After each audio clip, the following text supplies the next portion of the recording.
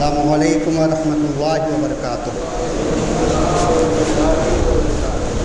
نحمدہ ونصلی علی رسولہ الکریم، اما بعد، فاعوذ باللہ من الشیطان الرجیم، بسم اللہ الرحمن الرحیم۔ قل لا اسألکم علیہ اجرا ومودۃ للقربى، صدق اللہ العلی العظیم وصدق رسولہ النبی الکریم الامین الامین، ونحن علی ذلک لمن الشاہدین والشاکرین، والحمد للہ رب العالمین۔ معزز سامعین، خطبہ مسنونہ کے بعد قرآن مجید فرقان حمید سے میں نے ایک آیت مبارکہ کی تلاوت کرنے کا شرف حاصل کیا۔ آئیے اس آیت پہ کچھ گفتہ شنید کرنے سے پہلے ہم سب مل کر آقا انعامدار احمد مختار مدینہ تاجدار ہم غریبوں کے غم گسار سید الانبیاء محمد مصطفیٰ صلی اللہ تعالی علیہ وسلم کی بارگاہ بکشپناہ میں درود پاک پڑھ لیں۔ اللہم صلی علی سیدنا و مولانا محمد وعلی آل سیدنا مولانا محمد وبارک وسلم۔ صلو علیہ صلاۃ و سلام علیک یا رسول اللہ صلی اللہ تعالی علیہ وسلم۔ گزشتہ جمعہ آپ نے سماعت فرمایا حضرت علی رضی اللہ تعالی عنہ کی شہادت۔ ابن ملجم، عبد الرحمن ابن ملجم ہاتھ لگا کر کے حضرت علی رضی اللہ تعالیٰ عنہ کو شہید کیا۔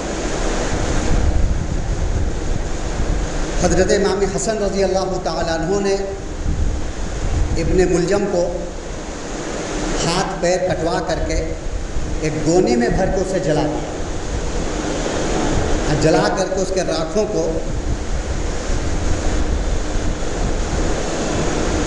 دریا میں بہا دیے۔ اس طریقے سے اس کا الزام ہوا۔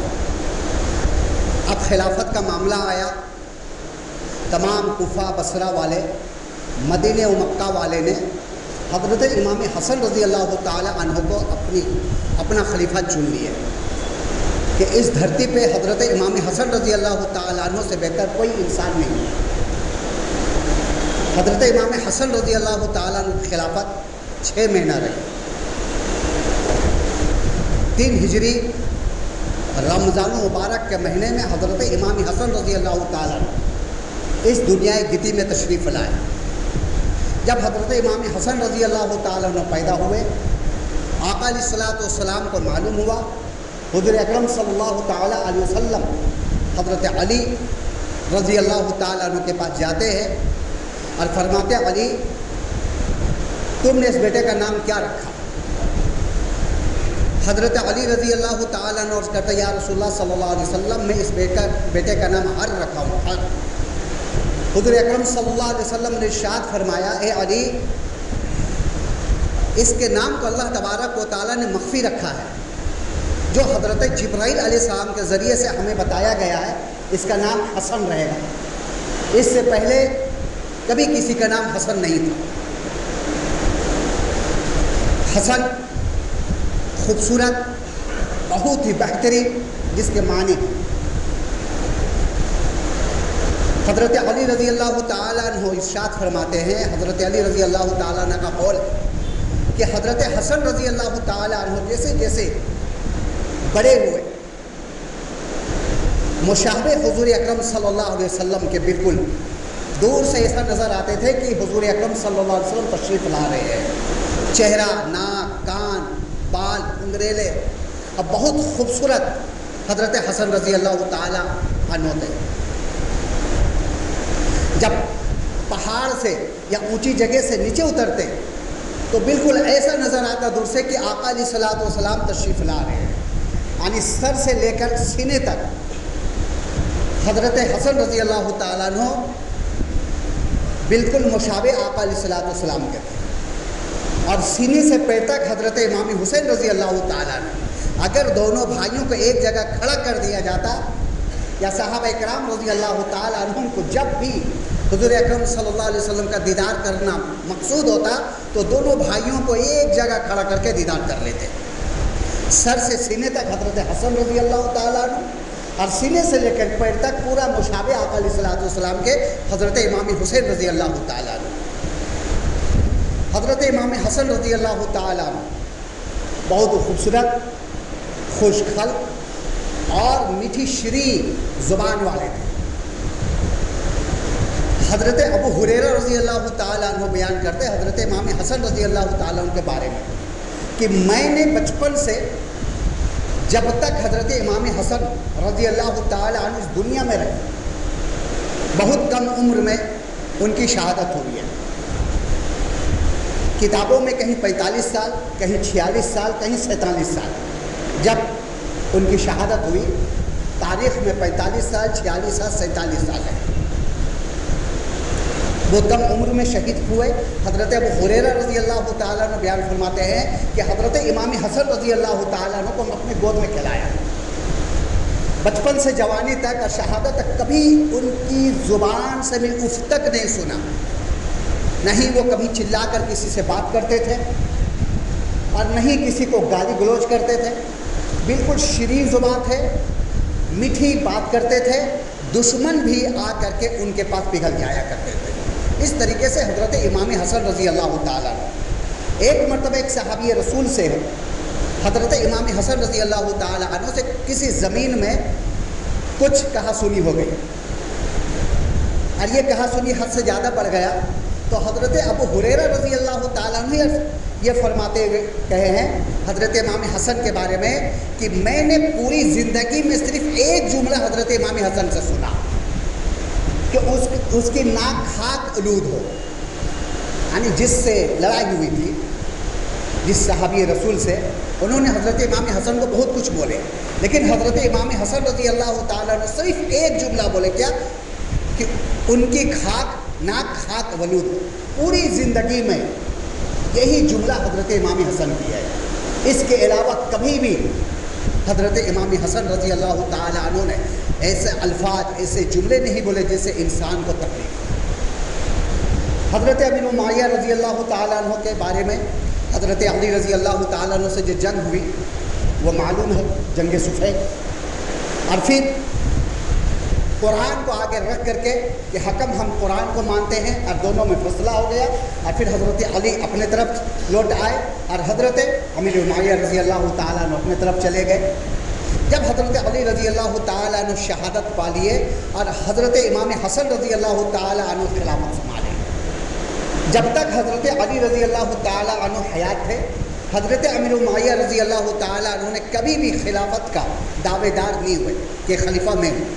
بس ان کا یہی حضرت علی رضی اللہ تعالیٰ عنہ کی طرف خطوط آتے رہے کہ جو حضرت عثمان غنی رضی اللہ تعالیٰ عنہ کے قاتل ہے انہیں سزا دو، اور حضرت علی رضی اللہ تعالیٰ عنہ نے جب بھی قاتلان حضرت عثمان غنی رضی اللہ تعالیٰ عنہ کو ڈھونڈنے کے لیے نکلے تو ہزاروں کے تعداد میں کھڑے ہو جاتے تھے کہ میں قتل کیا ہوں، میں قتل کیا ہوں، میں قتل کیا ہوں۔